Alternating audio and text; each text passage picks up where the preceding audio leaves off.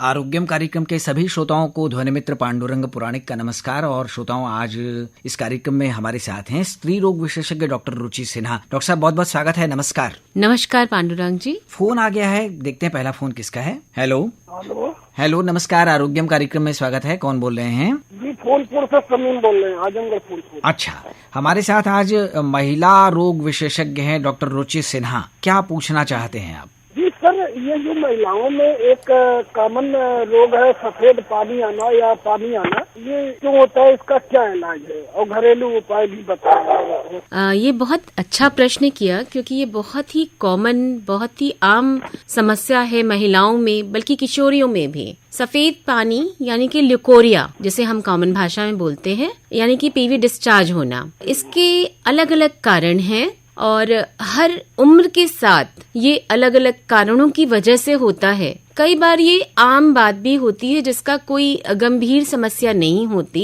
जैसे कि प्रेगनेंसी में थोड़ा बहुत पानी जाना या मासिक के आसपास हल्का फुल्का पानी जाना, जिसमें कोई बदबू ना हो, कोई खुजली ना हो या कोई और एसोसिएटेड कोई सिम्टम्स या कोई दिक्कत ना हो। लेकिन कई बार ये कई गंभीर समस्याओं की वजह से हो सकती है, जैसे कि इन्फेक्शन की वजह से, या फिर कभी कभी लेट उम्र में जो ये पीवी डिस्चार्ज या धात पानी जाता है, उसमें कैंसर या उससे संबंधित परेशानियों में भी ये हो सकता है। इसलिए जब भी किसी स्त्री को, किशोरी को, महिला को ये प्रॉब्लम होती है तो उसे तुरंत स्त्री रोग विशेषज्ञ को दिखाना चाहिए, ताकि प्रॉपर एग्जामिनेशन और देखकर ये समझ में आए कि ये पानी नॉर्मली जा रहा है, इन्फेक्शन है या कोई और कारण है। ओके, बहुत बहुत धन्यवाद सर। डॉक्टर साहब, जैसे कि इन्होंने पूछा घरेलू कुछ सावधानियां ये रख सकते हैं, क्या कर सकते हैं, कुछ आप बताना चाहेंगे इनको कुछ? बिल्कुल, ये बहुत ही इम्पोर्टेंट है और सभी महिलाओं के लिए बहुत जरूरी है, क्योंकि हर महिला में ये बहुत आम समस्या हो रही है और कई बार ये दिक्कत बहुत ज्यादा हो जाती है। जैसे किशोरियों में ये बहुत प्रॉब्लम होने लगी है और ध्यान नहीं देने पे ये बड़ी बीमारी का रूप ले लेती है, जैसे कि इन्फेक्शन नीचे योनि से होके ऊपर पेट तक पहुंच जाना, या इनफर्टिलिटी की समस्याएं भी इस वजह से हो जाती हैं, मतलब कि बांझपन की समस्या। तो ये एक बड़ी समस्या है। इसलिए मासिक के समय जो सावधानियां, सफाई, ये सब बहुत जरूरी है हर अवस्था में।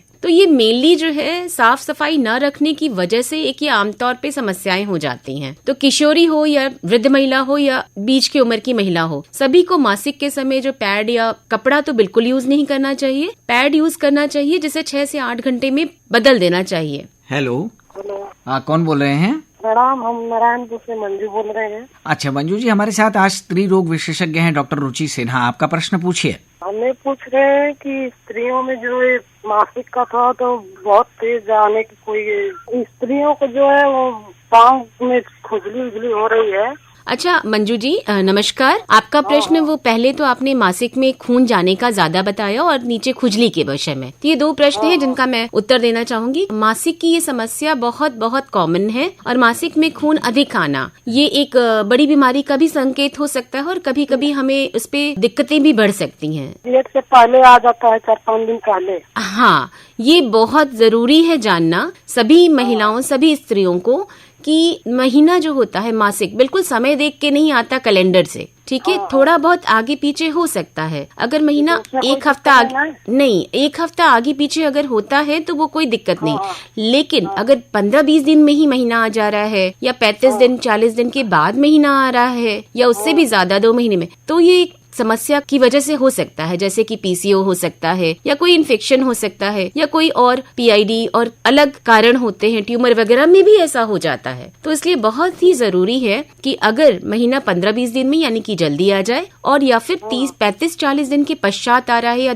हर 2-3 महीने पे महीना आ रहा है, तो जरूर अपनी स्त्री रोग विशेषज्ञ को दिखाएं, ताकि प्रॉपरली एग्जामिन करके और प्रॉपरली इन्वेस्टिगेट, जैसे खून की जांच और अल्ट्रासाउंड के द्वारा उसका कारण जान सकें और उसका निदान तुरंत कर सकें। मैम, वो सफेद पानी में जो बदबू आता है वो किस चीज का लक्षण? हाँ बिल्कुल मंजू जी, अभी हम लोग ने इस विषय पे बात की, सफेद पानी आना या धात जाना या लुकोरिया होना, ये एक आम समस्या बनती जा रही है। लेकिन ये कभी कभी बहुत में जो बदबू आता है, हाँ, बदबू आना या खुजली होना पानी में, ये एक बहुत गंभीर समस्या भी हो सकती है। कभी कभी इन्फेक्शन से ये होता है, जिसका निदान एंटीबायोटिक्स और प्रॉपर हाइजीन मेंटेन करके, मतलब साफ सफाई के द्वारा उसे किया जा सकता है। इसके अलावा अलावा कभी कभी जब लेट उम्र में जब पानी में बदबू या फिर कुछ आए तो जरूर दिखा लेना चाहिए, क्योंकि प्रॉपर देखने से ही पता चलता है कभी कभी ये कैंसर या उसके होने वाले पहले रोग के लक्षण भी हो सकते हैं। अच्छा, शुगर की कोई समस्या नहीं है इससे? शुगर के कंडीशन में ये धार पानी जा सकता है, क्योंकि इन्फेक्शन जो है शुगर के कंडीशन में, इन्फेक्शन शरीर के किसी भी अंग में हो जाता है। तो वही बात स्त्री अंगों में भी होती है। तो नीचे की योनि में इन्फेक्शन ये शुगर की महिलाओं में ज्यादातर पाया जाता है, और सफेद पानी जाना, स्पेशली जो कैंडिडल डिस्चार्ज हम लोग कहते हैं, वो बहुत कॉमन है। जांच कराई तो नॉर्मल बोला, और वो बोले कि ब्लड शुगर होगा, तो ब्लड का तो वही नहीं टेस्ट कराया। हाँ, शुगर के लिए हमेशा खून का ही जांच कराना चाहिए, ब्लड टेस्ट। पेशाब की जांच बाद में की जाती है, उसमें कभी कभी शुरुआत में नहीं आते हैं, तो इसलिए ब्लड का या खून की जांच शुगर के लिए अनिवार्य है और वही कराना चाहिए खाली पेट, और ग्लूकोज के 2 घंटे बाद, जिसको पीपी कहते हैं हम लोग, पोस्ट प्रैंडियल। तो खाली पेट एक बार शुगर की जांच कराएं अगर आपको लगता है कि शुगर का प्रॉब्लम आपको हो सकता है, या एक उम्र, निश्चित उम्र के बाद तो जरूर करा लेना चाहिए, जैसे कि 40 वर्ष के पश्चात एक बार एक रूटीन जांच जरूर करानी चाहिए। ठीक है। ठीक, तो सफेद पानी में जो बदबू है, बच्चेदानी में कैंसर का दिक्कत होता है? कभी कभी ये कारण हो सकता है, इसीलिए मैंने कहा कि अपने स्त्री रोग विशेषज्ञ को जरूर दिखाएं, और एक बार वो देख लेंगी तो पता चल जाएगा कि क्या है। और कभी कभी इसमें दिक्कत होती है, और एक हम लोग जांच लेते हैं जिसको पैप स्मीयर की जांच कहते हैं। ये बहुत ही इम्पोर्टेंट जांच है, इसमें कोई दर्द, कोई पेन नहीं होता है, और काफी सस्ती ही जांच होती है। उससे हमें कैंसर है कि नहीं ये पता चल जाता है, या कैंसर से होने वाले जो रोग कैंसर से पहले के भी, जैसे हम लोग CIN जिसको कहते हैं, कि मतलब कैंसर के पहले के लक्षण, मतलब कैंसर अभी नहीं हुआ है फिर भी हमें पता चल जाएगा कि हाँ कैंसर होने की संभावना है कि नहीं, जिसमें पैप स्मीयर की जांच लेते हैं, और तब उससे हमें पता चल जाता है। इसलिए पैप स्मीयर की जांच 35 साल या 30 साल के बाद रेगुलर रूटीन जांच होनी बहुत जरूरी है। ये स्त्री रोग विशेषज्ञ ही निकालती हैं ये जांच। ठीक है। तो प्राइवेट में दिखाएं या सरकारी डॉक्टर को? जैसी आपको सुविधा हो। अगर आपको सरकारी अच्छा लगता है, आप सरकारी आपके पास है, सुविधा है, तो वहाँ दिखा लीजिए। आपको जहाँ सुविधा लगे वहाँ दिखा लीजिए बेटा। ठीक है, ठीक, प्रणाम। ठीक है, धन्यवाद। हेलो। हाँ जी, आरोग्यम। हाँ, नमस्कार, आरोग्यम कार्यक्रम में स्वागत है। डॉक्टर रुचि सिन्हा, स्त्री रोग विशेषज्ञ हमारे साथ हैं। अनिल कुमार गुप्ता और रमा गुप्ता गौन, मैं अशोक विहार कॉलोनी फेज 2 पहाड़िया वाराणसी से बोल रहा हूँ। श्रीमती जी वो बोल रहे हैं कि आप ही बात करिए, तो मैं ही इस विषय पे बात कर लेता हूँ। बिल्कुल बिल्कुल। पहले तो डॉक्टर साहिबा से मैं ये जानना चाहूंगा कि महिलाओं, बहनों और बच्चियों में हिस्टीरिया रोग जो है, मुझे लगता है कि ये पीरियड आने के बाद ही शुरू होता है, तो इसके बारे में जरा उचित सलाह दीजिए। बिल्कुल, आप सही बोल रहे हैं। हिस्टीरिया मनोवैज्ञानिक प्रॉब्लम है जो कि आजकल काफी बढ़ गया है। उसके कई सारे कारण हैं, और उसमें अवेयरनेस होना ये बहुत अच्छी बात है। आपके तरफ से ये प्रश्न आया तो मुझे बहुत अच्छा लगा कि मनोवैज्ञानिक विषय पे भी आजकल लोग चर्चा इतने अच्छे से खुले से कर रहे हैं, और उसके बारे में पता है उन्हें। तो ये हिस्टेरिकल प्रॉब्लम में एक्चुअली काउंसलिंग का बहुत रोल होता है, और इसमें दवाएं भी कुछ चलती हैं, लेकिन counselling is the main part. Counselling यानी कि अच्छे से बातचीत करके उसके कारण को जानना कि हिस्टीरिया या मनोवैज्ञानिक ये प्रॉब्लम क्यों हो रही है, और फिर उसका निदान करना। तो इसमें मनोवैज्ञानिक जो स्पेशल काउंसलर होते हैं, साइकियाट्रिस्ट होते हैं, उनका बड़ा इम्पोर्टेंट रोल है, और वो इसके बारे में आपको ज्यादा बेहतर बता सकते हैं, और तुरंत उनसे कांटेक्ट करना चाहिए। इसे छिपाना नहीं चाहिए कभी भी। सिर्फ पीरियड से रिलेटेड ये ऐसा है, ऐसा नहीं है। ये कभी भी और किसी को भी हो सकता है, तो उसके बारे में बस अवेयर रहें, और कोई भी दिक्कत होने पे तुरंत मनोवैज्ञानिक को दिखाएं और सलाह दें। बिल्कुल बिल्कुल जी। दूसरा लिकोरिया जो है, ये एक एनीमिया का भी कारण पैदा कर देता है। हाँ जी। क्योंकि अक्सर वाइफ मेरी जो है, जी, कभी कभी देखिए चावल जो होता है, तो एक अरवा चावल होता है, एक उसना चावल होता है। बिल्कुल बिल्कुल। जैसे हम लोग बोलते हैं यहाँ भुजिया चावल बोलते हैं। हाँ, तो जब ये भुजिया चावल खाती थी तो मेरे से कहती थी कि मुझे जो है मतलब श्वेत प्रदर चाहे लिकोरिया हो गया। अच्छा। तो इनके दिमाग में ये भरा रहता है कि मैं जब वो चावल खाती हूँ तभी होता है। तो जरा लिकोरिया के बारे में भी आप बताएं। बिल्कुल तो बिल्कुल। लाभ हो। आज हम लोग इस विषय में काफी चर्चा कर रहे हैं, क्योंकि ये बहुत कॉमन समस्या है, लिकोरिया या दांत आना या पानी जाना। जी हाँ। और ये किशोरियों में भी होता है, और हर उम्र के पड़ाव में इसका अलग अलग कारण होता है। किशोरियों में अक्सर ये हार्मोनल चेंजेस जो होते हैं उस वजह से होता है, परंतु कभी कभी ये इन्फेक्शन की वजह से भी होता है, जो कि माहवारी के समय सफाई या पैड या उसका ध्यान ना देने की वजह से ऐसा हो जाता है। और इसलिए सफाई माहवारी के समय में या इन जनरल भी सफाई जो है बहुत बहुत इम्पोर्टेंट है। और कपड़ा का यूज ना करना और पैड्स का यूज करना और पैड को चेंज करना, ये सब बहुत इम्पोर्टेंट किशोरियों के लिए है, क्योंकि ये उनके में अगर इन्फेक्शन हो रहा है तो वो आगे चल के बड़ी बीमारी का रूप ले सकता है, जैसे कि इन्फेक्शन ऊपर पहुंच जाना पेट में, जिसको हम लोग PID कहते हैं, या फिर इनफर्टिलिटी का या बांझपन का भी एक ये बहुत प्रमुख कारण है।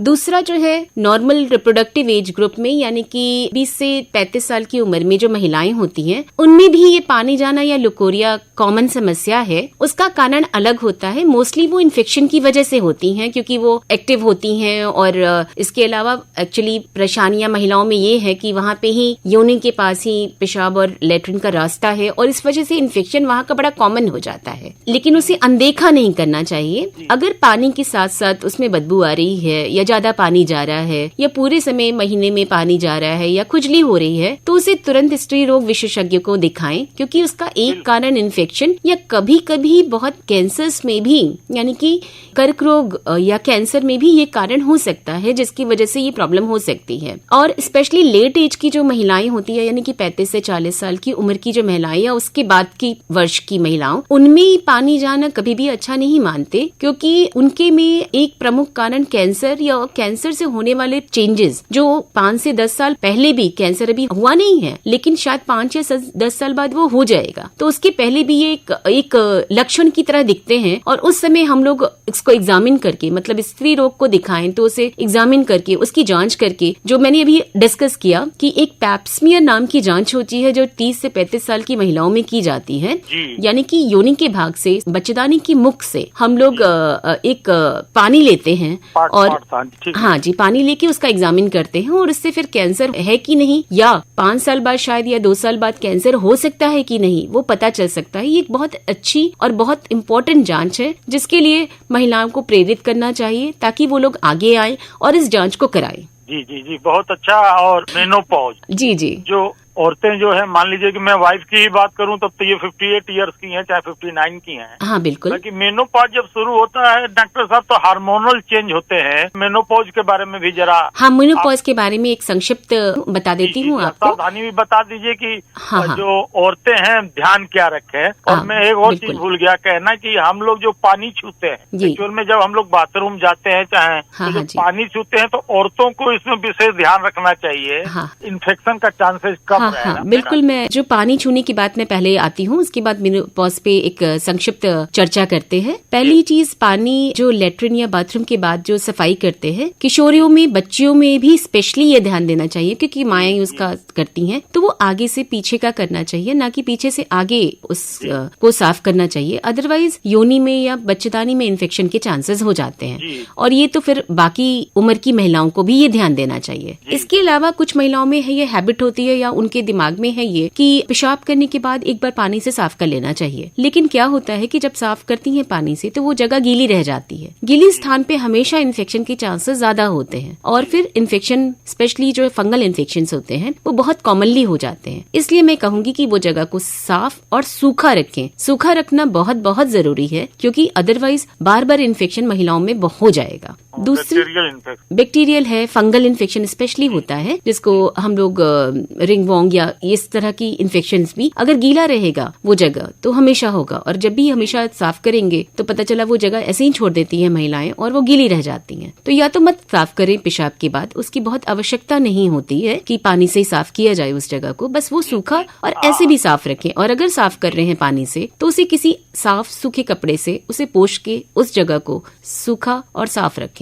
दूसरी समस्या जो है मेनोपॉज के बारे में, जो आपने बहुत ही अच्छा प्रश्न किया, क्योंकि मेनोपॉज एक ऐसी उम्र है जिसमें बहुत सारे चेंजेस होते हैं महिलाओं में, बाहरी रूप से भी और आंतरिक रूप से भी। आंतरिक में हार्मोनल चेंजेस होते रहते हैं, जिसकी वजह से बहुत ज्यादा उनका मूड या उनका अपना जो बिहेवियर होता है बहुत ज्यादा चेंज होता है। इस बात को पूरे परिवार को समझना चाहिए और उनको पूरा पूरा सपोर्ट देना चाहिए। उनका सहयोग ही महिलाओं को एक अच्छी मेनोपॉज को करने में सहायक होगा, और उनको कोई दिक्कत तकलीफ नहीं होगी। महिलाओं को भी ध्यान देना चाहिए कि थोड़ा बहुत चेंज होता है, लेकिन अगर वो लोग सोचती है मेनोपॉज हो रहा है इसीलिए हमारा वजन भी बहुत बढ़ रहा है, इसीलिए हमको कोई ऐसी दिक्कतें हैं, और ये सब ज्यादा दिक्कतों को भी वो लोग अवॉइड करने लगती हैं। प्लीज मैडम यहाँ रोकूंगा, मेनोपॉज को जरा हिंदी में भी समझा दीजिए, क्योंकि गांव देहात के भी लोग सुन रहे होंगे। मेनोपॉज का मतलब हुआ, हाँ बिल्कुल मेनोपॉज का मतलब हुआ कि मासिक के चले जाना। जब मासिक चला जाता है 1 साल तक, जब मासिक पूरा नहीं आता, तब हम लोग उसको बोलते हैं मेनोपॉज हो गया है।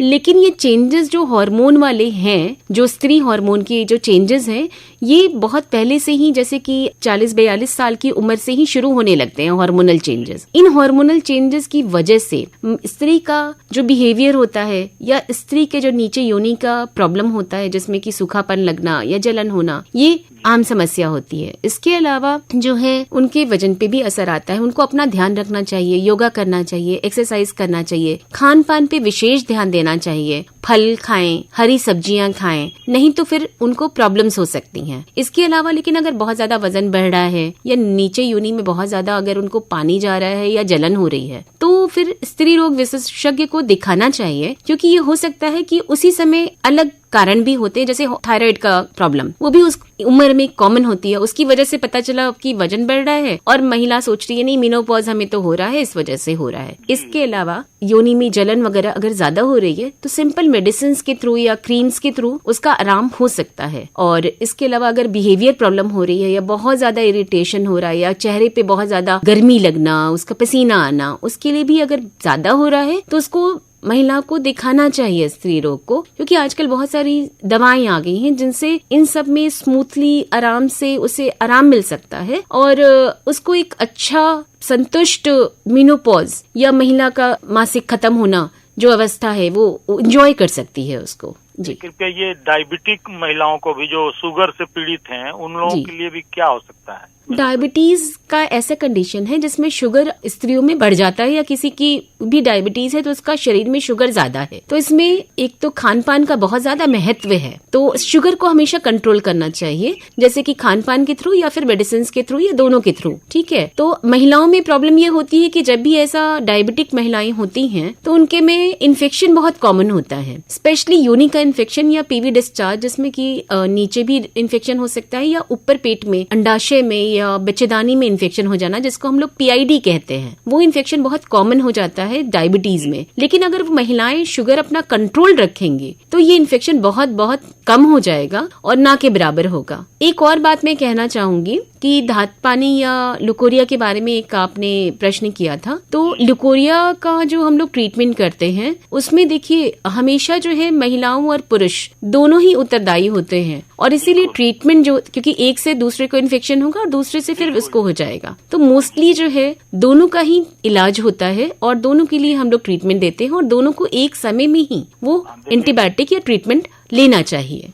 बहुत जरूरी, बहुत अच्छी आपने ये जो जानकारी दी है, ये बहुत, क्योंकि ज्यादा रेडियो सुनने वाले पुरुष भी हैं। जी तो जी बिल्कुल, वो समझेंगे इस चीज को। जी जी बिल्कुल। और एक चीज और है कि बार बार पेशाब, जैसे कि हाँ, लेडीज में ये मेनोपॉज के बाद बार बार पेशाब होने वाली भी परेशानी आ सकती है, क्यों डॉक्टर साहब? एक्चुअली जैसे कि उम्र के साथ सारी मांसपेशियां हमारे शरीर की, चाहे पुरुष हो चाहे महिलाएं, वो कमजोर होने लगती हैं। महिलाओं में स्पेशली क्योंकि हार्मोनल लॉस हो जाता है, जो एस्ट्रोजन हार्मोन स्पेशली वो महिलाओं की मांसपेशियों को नियंत्रित करता है, स्पेशली योनि की जो मांसपेशियां होती हैं। तो जब मांसपेशियां ढीली होने लगती हैं उम्र के साथ हार्मोनल लॉस की वजह से, तो वो पेशाब की जो कंट्रोल करती हैं मांसपेशियां, वो उनपे भी लागू होता है, तो वो भी ढीली होने लगती हैं। तो कुछ कसरतें हम लोग समझाते हैं। एक तो समझते हैं कि किस वजह से वो प्रॉब्लम हो रही है पेशाब वाली, उसको हल्की में ना ले, क्योंकि उसको धीरे धीरे जब महिलाएं सोचती हैं कि ये तो मेनोपॉज हो गया, ये तो हमारी पेशाब की समस्या, ये तो होती ही है, ये नॉर्मल है, नॉर्मल नहीं होती वो, उसके लिए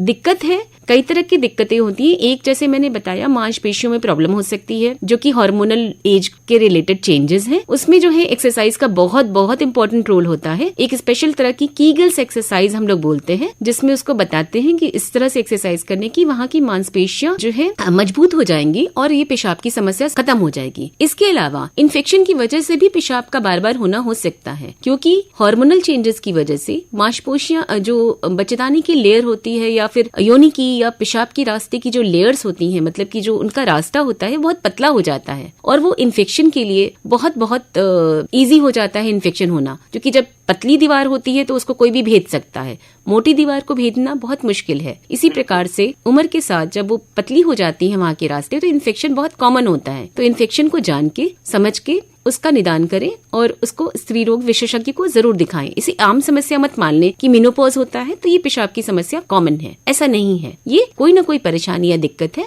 जिसका इलाज जरूरी है। ठीक है। अच्छा, इतनी अच्छी तरह से सरल और साधारण भाषा में आपने समझाया, इसके लिए लॉट्स ऑफ थैंक्स। वेलकम, बहुत अच्छा प्रश्न किया आपने, थैंक यू सो मच। धन्यवाद। डॉक्टर रुचि सिन्हा जी, एक शब्द आजकल बहुत कॉमन हो गया है, बहुत सुनने में आ रहा है कि पीसीओडी की समस्या किशोरियों में, महिलाओं में बहुत देखने को सुनने को मिल रही है। तो ये पीसीओडी है क्या, कारण और इससे कैसे बचा जाए, जरूर हमारे श्रोताओं को बताइए। ये पीसीओएस की समस्या जो होती है, पीसीओएस मतलब पॉलीसिस्टिक ओवेरियन सिंड्रोम जी, एक चीज ये है, और एक है PCO, polycystic ovary. Polycystic ovary का मतलब हुआ कि ओवरी यानी कि अंडाशय, अंडाशय में छोटी छोटी गांठों का बन जाना, ये बहुत कॉमन है। और यंग किशोरियों में, यंग लड़कियां, एडोलेसेंट जो होती हैं किशोरियां, उनमें ये नॉर्मली पाया जाता है। अगर हम 100 किशोरियों का कराएं अल्ट्रासाउंड तो उसमें से 30-40% में ऐसे ही निकल जाएगा, जिसका कोई मतलब नहीं है। उसके लिए परेशान होने की जरूरत नहीं होती। पर अगर वो मासिक की समस्याओं के साथ है, मतलब कि मासिक का लेट आना, मतलब 1.5 महीने, 2 महीने, 3 महीने पे मासिक का आना, या फिर चेहरे पे दानों का होना, बालों का होना बहुत ज्यादा चेहरे पे, जिसको हर्शुटिज्म हम लोग कहते हैं, या एक्ने यानी कि मुहासों का होना, या और भी बालों का गिरना, इन सब के साथ एसोसिएटेड है, तो उसको हम लोग पीसीओएस कहते हैं। वो एक समस्या है जिसके लिए हम लोग ट्रीटमेंट भी देते हैं। पहले उसके डायग्नोज कर लें, मतलब कि उसका देख लें कि वो पीसीओएस है कि नहीं तो अदरवाइज क्या होता है, आजकल हमारे पास जो महिलाएं आती हैं कि ये मेरी बेटी है, इसका हमने अल्ट्रासाउंड कराया, देखिए पीसीओ आ गया है, हमने हार्मोन शुरू कर दिया, वो 21 दिन वाली गोलियां ले रहे हैं, 28 दिन वाली गोलियां ले रहे हैं। जी। अरे वो पीसीओएस तो मैंने जैसे बताया आपको, वो तो नॉर्मल है कभी कभी, उसके लिए हम लोग थोड़ी इलाज करते हैं। अगर किशोरी को दिक्कत है और बाकी सारी चीजें भी हैं कि मुहासे हैं या पीसीओएस के अलग जो मैंने बताया आपको, वजन का या फिर और भी चीजें देखते हैं हम लोग, अगर वो समस्या है तभी हम लोग कोई इलाज करते हैं। और हार्मोन्स हम लोग स्पेशली अवॉइड करते हैं किशोरियों में, क्योंकि वो उनकी ग्रोथ को इफेक्ट करता है। स्पेशली अगर हम लोग पीसीओ की कोई महिला है, पीसीओएस की कोई किशोरी है, 18 साल से कम की उम्र में है, और हमने हार्मोन्स दे दिया, तो क्या होता है कि उनकी बोन ग्रोथ रुक जाती है, क्योंकि बोन्स जल्दी मैच्योर हो जाती हैं। तो इसलिए ये समस्या तो इंडिया में और एशिया में, इंडिया ऑलमोस्ट नंबर 1 हो रहा है पीसीओएस में, मैं क्या कहूँ, लेकिन बहुत कॉमन हो गया है। इसका कारण जो है कई सारे हैं। एक तो एनवायरमेंट चेंज है, हमारी लाइफस्टाइल बहुत ज्यादा चेंज हो गई है, सेडेंटरी वर्क हो गए हैं, फास्ट फूड खा रहे हैं, तो इन सब की लेट नाइट जागना, बिल्कुल बिल्कुल, ये लाइफस्टाइल की जो चेंजेस है ना, ये कहीं भी हमारे किसी भी हेल्थ के लिए अच्छे नहीं है, और पीसीओएस उनकी वजह से होने वाला एक प्रमुख समस्या बनती जा रही है। तो हमें अपनी लाइफस्टाइल बहुत अच्छी करनी चाहिए, और एक्सरसाइज करना, खान पान सही तरीके से करना, फास्ट फूड अवॉइड करिए, ताकि वजन न बढ़े। वजन बढ़ना या ज्यादा वजन का होना एक प्रमुख कारण है पीसीओएस होने का। पीसीओएस की वजह से मेनली 2 तरह की समस्याएं होती हैं। एक तो मासिक संबंधी समस्याएं, जिसमें मासिक लेट आता है, जैसे मैंने बताया, और दूसरा जो है इनफर्टिलिटी बहुत कॉमन होती है, इनफर्टिलिटी या बांझपन। लेकिन उसका इलाज है। अगर हमें समय से पता है कि महिला को पीसीओएस है और बच्चा नहीं हो पा रहा है, तो सामान्य दवाएं वगैरह हम लोग देते हैं, और जरूरी पड़ने पर इंजेक्शंस, और उनके थ्रू भी उसको बच्चा जो है हो सकता है, और एक स्वस्थ माँ और एक स्वस्थ शिशु से मिल सकता है। तो इसका अवेयरनेस बहुत जरूरी है, जैसे आपने बताया, और फिर उसका सही समय पे सही इलाज बहुत बहुत जरूरी है। चलिए, बहुत ही अच्छी बात आपने कही है। तो चिंतित होने की जरूरत नहीं है। यदि ऐसी कुछ समस्या आपके सामने आ रही है तो स्त्री रोग विशेषज्ञ से मिलिए और उनकी सलाह मानिए। जैसा वो कहती हैं अपनी जीवन शैली में बदलाव के लिए, अपने खान पान में सुधार के लिए, तो उन चीजों को अपनाइए और जीवन का आनंद लीजिए। डॉक्टर रुचि सिन्हा जी, हम आपसे विदा लें, इससे पहले आपकी पसंद का एक गाना हम श्रोताओं तक जरूर पहुंचाना चाहेंगे। कौन सा गीत है, बताइए। मुझे तो थोड़े से पुराने गाने पुराने विचार ज्यादा पसंद है जी। तो आपकी नजरों ने समझा। क्या बात है, क्या बात है, क्या बात है। बहुत ही प्यारा सा गीत है, लता जी की आवाज है। बिल्कुल लता जी तो हम ये गीत अपने श्रोताओं तक पहुंचाते हैं और अपने श्रोताओं की ओर से, आकाशवाणी की ओर से स्त्री रोग विशेषज्ञ डॉक्टर रुचि सिन्हा को ढेर सारा धन्यवाद दे देते हैं। अगले सप्ताह एक नए विषय के साथ, एक नए विशेषज्ञ के साथ आरोग्यम लेकर हम फिर आएंगे। तब तक के लिए ध्वनि मित्र पांडुरंग पुराणिक को अनुमति दीजिए। नमस्कार। नमस्कार।